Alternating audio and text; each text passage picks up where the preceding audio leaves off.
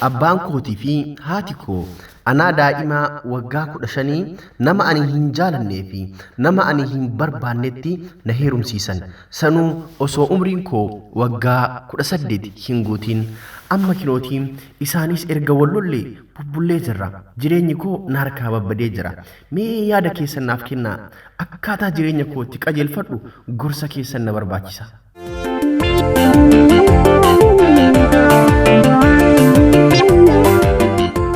Ashamaa harka fuunee daawwattootaa fi hordoftoota EJ sagantaa barnootaa fi bashannanaa daawwattoota keenyaa akkam jirtu nageenyi rabbii bakkuma isin jirtanitti isinirraa haa jiraatu jecha egaa ammas asoosama gabaabduu obboleettiin teennaa biyya Kuweet irraa nu ergitee gama keessan isiniif kan dhiyeessinu ta'a. Daawwattoota keenyaa kabajamoo sagantaan keenya isinitti tolee waliif dabarsuu fi YouTube channel keenya subscribe gochuu hin dagatinaa. Qophii kana qopheessuudhaan hanga dhumaatti immoo kan isi waliin turu Antolchaa Huseenii.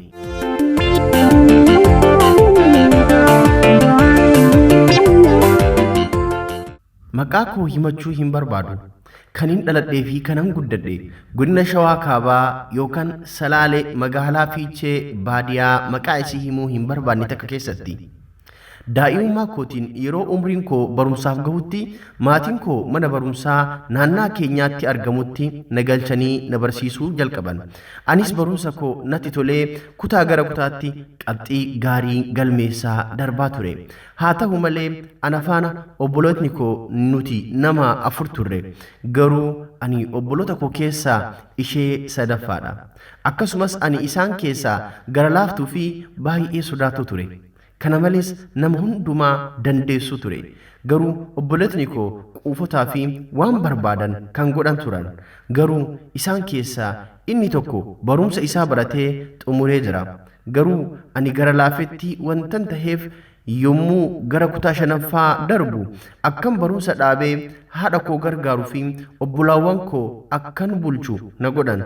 Kana malee wanta callistuu taheef haadha mana sanaa jechuun hin danda'ama. Haa ta'u malee anis of beekee yommuun umriin tiyya waggaa 14 guuttu namichi wayii ollaadhuma keenya irraa haadhaa fi abbaa kootitti jaarsa ergate na kadhate mucattii teessan natti heerumsiisaa jedheen. Maatiin koos garuu itti na kennuu didan. Ani garuu nama san xiqqoo isiin hin jaaladha tureeyyu.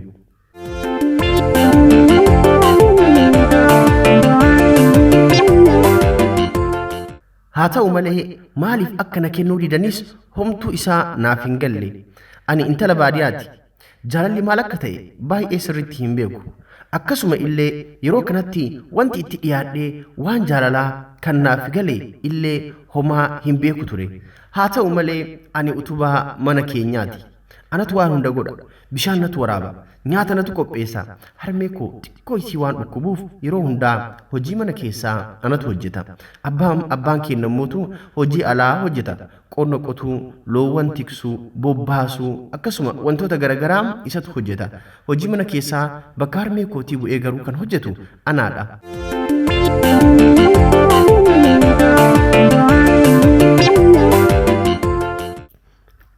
Manaa gadi ba'uu hin danda'u. Haa ta'u malee mucaan na kadhate kun ilaalcha gaarii fi baay'ee na kabajuu qaba tureeyyu. Garuu haatii fi abbaan koo na kennuu didan. Haa ta'u malee gaafan ani umrii koo waggaa 15 guutu dabarsanii nama biraatti kan guyyaa tokko illee isaa argee hin beekne kan jaalala tokko illee isaaf hin qabnetti na heerumsiisan. Anis namicha itti na kennan kana baay'ee jibbe. Isa arguu qofa osoo hin taane karaa gubbatti yoo natti dhufeeyyuu karaa jijjiiradheen deema ture. Kana malee gaafan isa arge guyyaa of ajjeesuu ka'ellee jira. Haa ta'u malee isa wajjiinis ji'a tokko illee wajjiin hin teenye. Anis akka inni na jibbisiise hiriyyaa isaa yookaan jaala isaa kan gaafa inni na fuudhu jaala isaaf ta'etti himadhe. Innis akkan isa jibbe na hubate. Guyyaa gaafa tokko akkas naan jedhe jaalli isaa kuni. Rakkoo kee natti himadhu mee maali rakkoon kee? Ani isa arguurra du'a filachuu naaf wayya. Haa ta'u malee ani isa faana jiraachuu hin barbaadu. Kanaaf akka na fiddanitti akka na galchitan qofan isin gaafadha jedheen jaala isaa kanaan.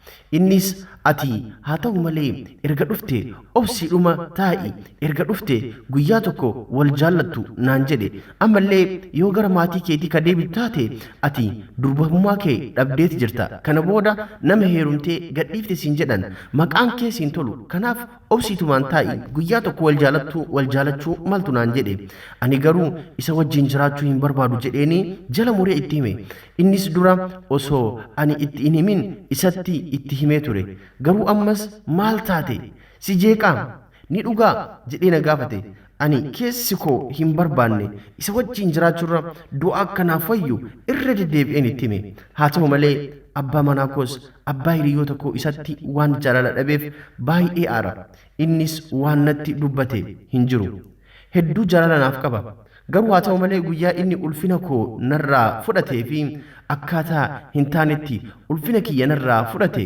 kaasee na jibbisiise duraanuu isa hin jaaladhu osoo isa hin jaalatiin guyyaa tokkollee osoo ijaan isa hin argin jaalala gaarii jidduu keenyatti osoo hin horatiin ka'eetiniin maatii keenyatti jaarsa ergatee na fuudhe ani osoo isa hin jaalatiin itti heerume gaafa itti heerumee fudhatee naan galu san akka hin taanetti durummaa koo narraa fudhate namni suuta tooftaadhaan malaan kabajaan ulfinaan nama durummaa namarraa fudhate jennaan inni garuu jaartii isaa ta'e osoo jiru humna fayyadamee uleedhaan na reebaa durummaa koo narraa fudhate guyyaa sanaanii durummaa waan qabuuf hedduu waan sodaadheef nin dide akka inni barbaade ta'uu fi dinnaan humna fayyadamee akka malee na reebee durummaa koo ulfina koo narraa fudhate.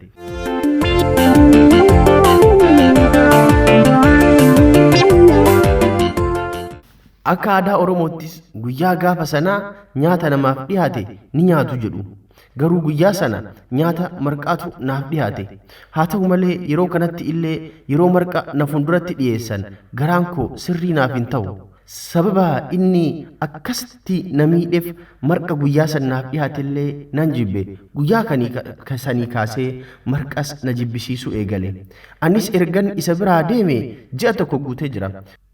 Guyyaa amma kanaa keessatti yeroo inni waan tokko na irratti raawwachuuf jedhu iyyee jalaa dheessaa ture. Guyyaa gaafa tokko osumaan taa'u ani du'een bada malee hin ta'u jedhee ofiin mari'adhe. Anis nyaata isaan yeroo dhiyeesse fi yeroon haadha isaa bira bula jedhee deemu innis ka'ee balbala natti cufate. Anillee iyya kute ollaan natti barmate akkasuma haati isaa dhuftee hin ajjeestaa hin galchitu malee jetteen. Inni illee guyyaa gaafa kanaa harka koo na cabse anis guyyaa gaafa sanaa irraa kaasee akkan faana hin jiraanne murteesse isaanis guyyaa gaafa sanaa na kadhatanii bira bule haa ta'u malee osoo akkas jennu amma gara ji'aa fi torbaan tokko geenyee jirra anis osoo jedhu gara mana keenyaatti gale isaanis na kadhatanii jaarsa erganii na dadhaban kan nama dhibu kallacha illee baasanii na kadhachiisanii na dadhaban amma illee anis akkuma isa jibbetti dhiirota hundumaa jibbee hafe isaanis yeroo na galchuu dhufan du'a filadhe ani yoo reeffa koo barbaaddan malee hin barbaadu jedheenii dide anis guyyaa isaa argu of ajjeesi na godha yoo mucaan gidduu keenyatti uumamtee iyyuu yaa rabbi nagaan nan hiikin jedheetiniin rabbiin kadhadha bakka namtichuma kana ija isaa arguu na jibbisiisa yoo isa argu waatti of ajjeesi na godha haa ta'u malee ani galaa warra koo bira taahee inni garuu namalee jiraachuu akka hin dandeenye hiriyoota isaatitti himatee ture dabalataanis sammuun isaa illee baay'ee jeeqamee hanga wayyaa gatutti gahee ture garuu waaqayyo illee isa oolche anis wanti fe'e illee haa dhufu malee achi hin deebi'u jedheen murteesse anis itti dhiisee taa'e akkasumatti anis dhokadhee jiraadhee waggaa 4 maatii koo bira taa'e innis na irraa cituu dide mallattoo yookaan nikaha yookaan samaanaa narraa buusuu dide anis achumaan sodaadhee gara biyya Kuweetitti imale dhiirota waan jedhamullee na jibbisiisee jira akka heerumallee na jibbisiise maatii kiyyatti himeeti jira galanni waaqayyoof haa ta'u anillee ergan Kuweetitti imale amma waggaa 9 ga'ee jira waggaa 9 kana keessatti qabeenya hedduu horadhee jira haa ta'u malee yeroo ammaa kana ani haala gaariin jira fira koos gammachiisaan jira akkasuma maatii koo gammachiisaa jira garuu ani gammaduu miti maaliif yoo jettan ani yeroo kanatti umriin koo deemaa jira Kanaaf ani kophaa koo jiraachuu hin danda'u. Haa ta'u malee namnis jaalala na hin gaafatu jechuu koo miti. Jaalalli naaf dhiyaata. Garuu ani jaalala sana keessummeessuu hin danda'u. Isuma sanatu na fuuldura deema. Namni illee jaalala yoo naaf dhiyeesse ishee jedheen garuu halkan san buloo godheen bula. Osoo na faana illee haasawanii buloo kiman godha. Garuu keessi koo baay'ee na jeeqamee jira. Hiriyoota koo warri wajjin guddanne bulmaata godhatee jireenya gaarii jiraata. Warri ilmoo argataniis jiru. Ani garuu dhiira akka qoricha kosootti natti hadhaahee na jibbisiise. Waaqas galanni haa ga'u qabeenya soradhee jira. Garuu bulmaata yookaan bultii godhachuu dadhabuu koottu baay'ee na gaddisiisa. Walumaa galatti jaalallis laphee koo keessatti hin uumamne natti fakkaata. Ani ganamaanan isa laphee koo keessatti jaalalli maseena ta'e. Garuu cal'istuu fi amala qabaachuu koo warri na beekanii fi ollaa kiyyaa dhugaa naaf ba'u. Nama faana itti siqee jiraachuuf akka lapheen koo amanamaa hin taane nan beeka. Mee furmaatni koo maaluma laata? Akkanatti jiraachuun koo keessi koo nagadda.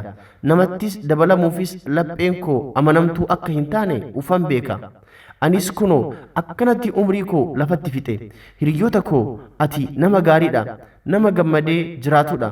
Yeroo naan jedhu isaan gaarummaa koo natti himaniyyuu an keessa kootti gammachuu naaf hin kennu. Qabeenya ani qabu illee anaaf gammachuu naa kennaa hin jiru.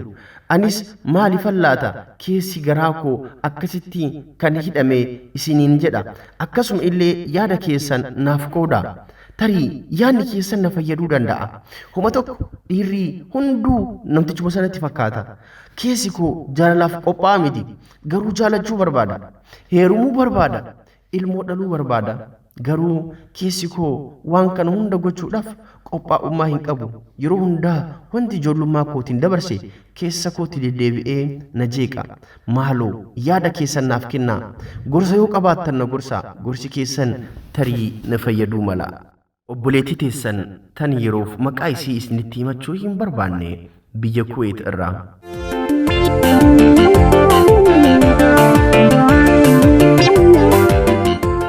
Egaan daawwattootaa fi hordoftoota keenya xalayaa asoosama gabaabduu obboleettiin teenya nuuf ergite kanarraa barumsa guddaa akka argattan abdii guutuu qaba.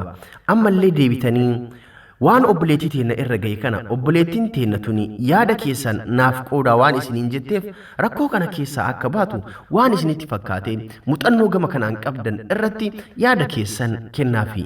Daawwattoota keenyaa kabajamoo sagantaan keenyaa guyyaarraa kanaan goolaba. Sagantaa birootiin buraan walitti deebinutti nagaan nuuf tura. Qophii kana qopheessuudhaan kan isin faana ture Antolchaa Huseeni. Yoo sagantaan keenya kun isinitti tole hiriyoota keessaniif dabarsaa. YouTube channel keenyas subscribe godhadhaa.